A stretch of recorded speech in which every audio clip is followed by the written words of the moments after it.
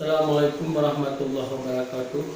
Saya Camat Lepung menghimbau agar kepada masyarakat jangan mudah terprovokasi dengan isu-isu kinerja pemerintah dan diharapkan kepada masyarakat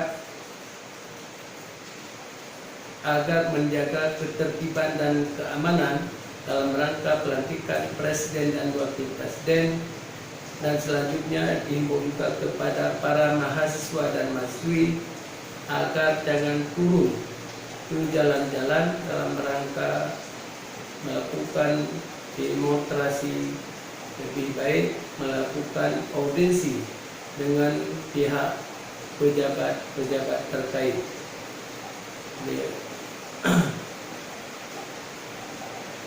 Harapan kami dalam rangka menjaga persatuan dan kesatuan demi keutuhan negara kesatuan Republik Indonesia ini. Demikian, wabillahi taufiq wal hidayah. Assalamualaikum warahmatullahi wabarakatuh.